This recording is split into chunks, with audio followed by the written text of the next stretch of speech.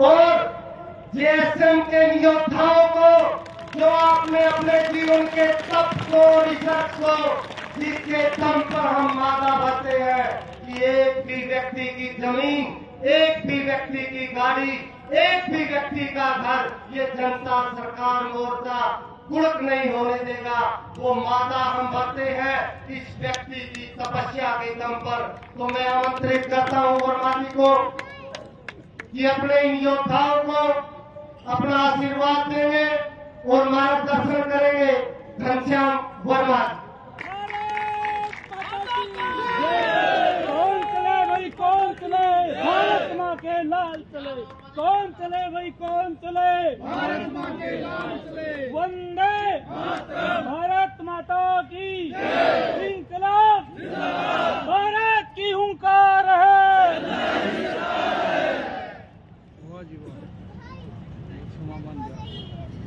परम आदरणीय मंच पर बैठे हुए धन्यवाद जनता सरकार मोर्चा के सेवकगण और पूरे देश से दूर दूर से आए हुए उन तमाम कार्यकर्ताओं को और इस हरियाणा की जनता को मेरा नमन प्रणाम है आपके चरणों में। ये सच बात है कि मैंने अपने जीवन का बहुत सा समय लगाया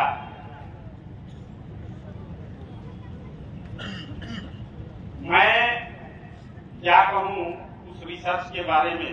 मुझे खुद आज आश्चर्य होता है अपने ही किए हुए कार्य, और मैं ये नहीं मानता हूं कि वो कार्य मैंने किया।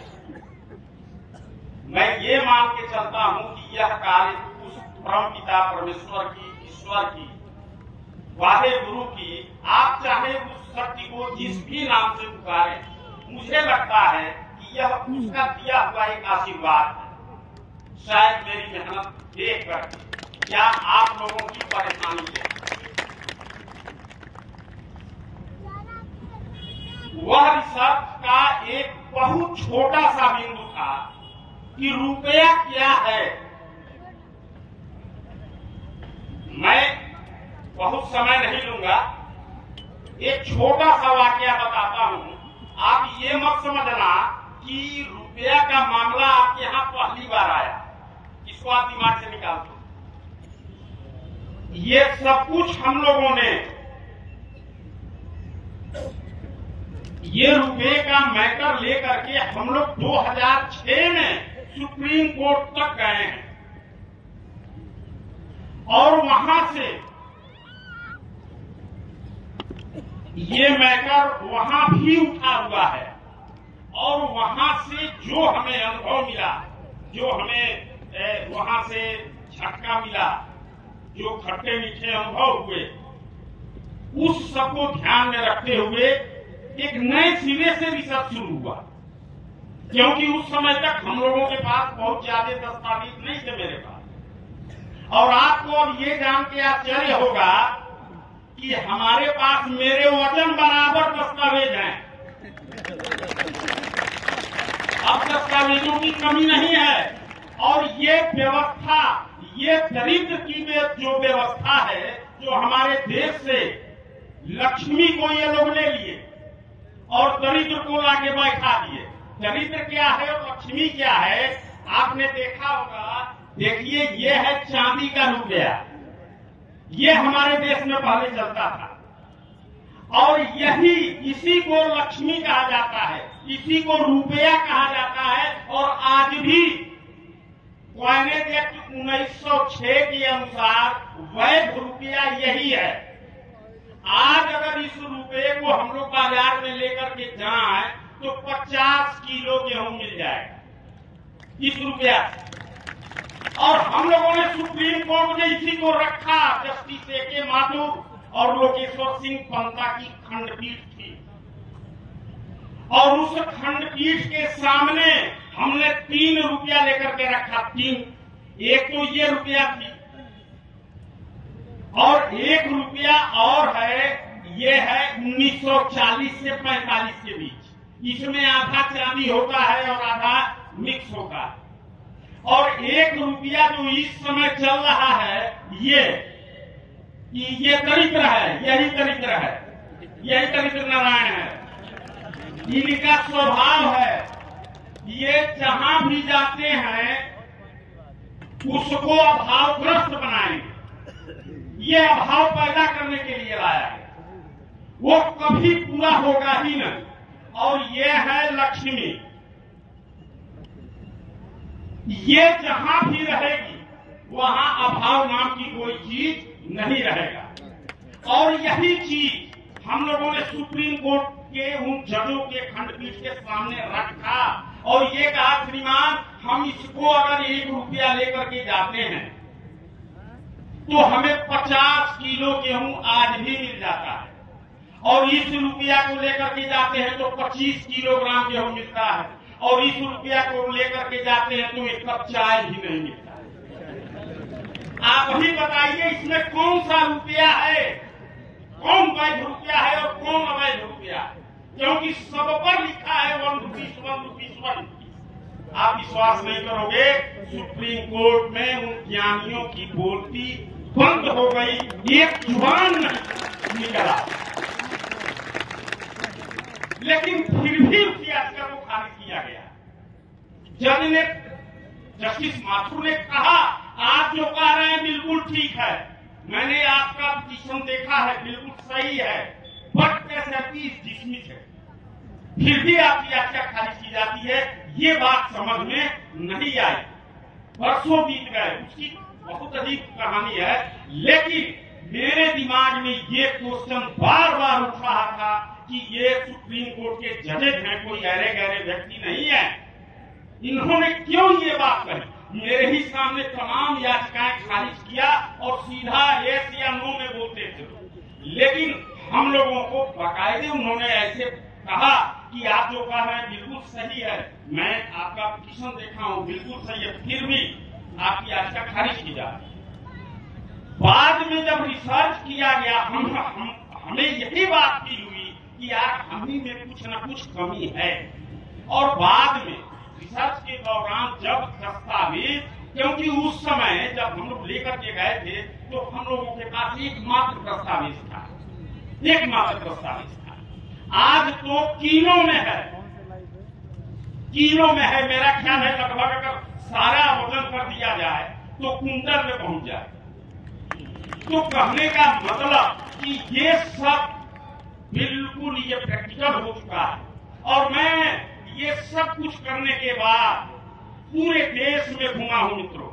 एक बात मैं आपको बता दूं, लेकिन मुझे कोई भी बहुत अच्छे लोग मिले, लेकिन मैंने सोचा इस थाती को मैं किसे दूं जो लेकर के पूरे देश में घूमे और मेरा साथ दे और मुझसे अपना साथ ले।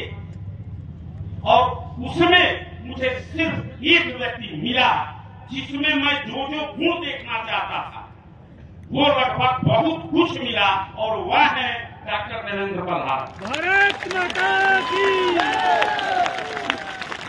और मैंने देवेंद्र जी से कहा है कि देवेंद्र जी आप बिल्कुल आगे बढ़ो और मैं आपके साथ रहूंगा। मैं तमाम किसान संगठनों, इस देश के सभी किसान संगठन हो, व्यापारिक संगठन हो, औद्योगिक संगठन हो, मैं समस्त संगठनों से एक बात आज हाथ जोड़ के प्रार्थना कर रहा हूं कि आप सब इस रुपये के मुद्दे पर एकमत हो जाइए, क्योंकि दुनिया में ऐसी लड़ाई आज तक कभी भी नहीं लड़ी गई, कभी भी नहीं लड़ी गई।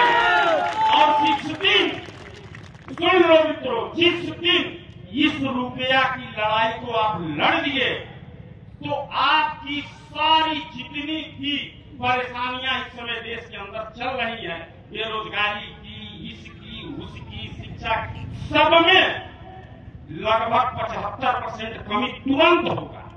ये आज जो महंगाई की बात की जा रही है ना, ये महंगाई कुछ नहीं, ये लूटपाट है, लूटपाट। ये अभी आप ट्रेनिंग में आइएगा तो उसमें सारी चीजें रखी जाती है, क्योंकि यहाँ हम उतना समय भी नहीं लगे।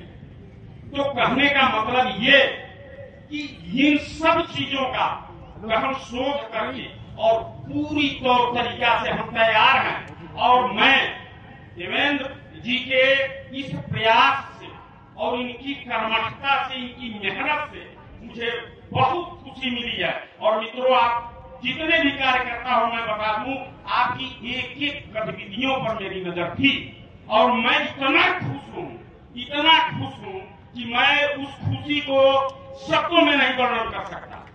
आपको बहुत बहुत बधाई।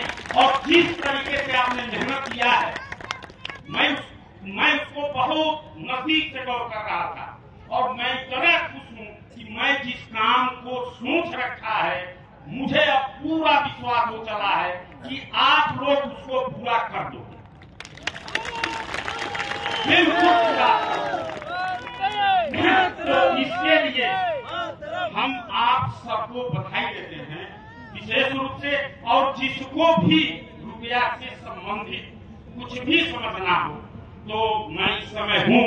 और डॉक्टर देवेंद्र कलहारा जी को हमने बहुत कुछ सौंपा है और वही देखेंगे। और पूरे इस देश का नेतृत्व उनको दिया गया है। इसलिए हम समस्त संगठनों से कहूंगा कि आप लोग इस मुद्दे पर कलहारा जी का साथ जरूर दें, क्योंकि यह एक ऐसी क्रांति आने वाली है अभी। और मैं आपसे एक अनुमति चाहता हूं, रुपये की लड़ाई तो पूरे देश में लड़ी जा रही है। अभी ये प्रथम चरण है, ये अभी ट्रेलर है, ये अभी असल लड़ाई नहीं है। ज्ञान युद्ध तो यार असल ज्ञान का ये ज्ञान युद्ध है। इसमें कोई तोड़ फोड़ आंदोलन हड़ताल करने की कोई जरूरत ही नहीं है। इसमें सब लूटे जा रहे हैं, मजदूर, किसान, व्यापारी, कर्मचारी, अधिकारी, पुलिस, सेना, आखिर सब रुपए से काम करते हैं ना, सभी रुपए से लेन देन करते हैं ना, उनको भी तो लूटे जा रहे हैं। तो ये लड़ाई जन जन की बनने जा रही है, सबकी है। तो इसमें हम ये चाहते हैं कि आप सब लोग एक झंडे के नीचे इस मुद्दे पर आ जाए, इसी को लेकर के क्रांति हो।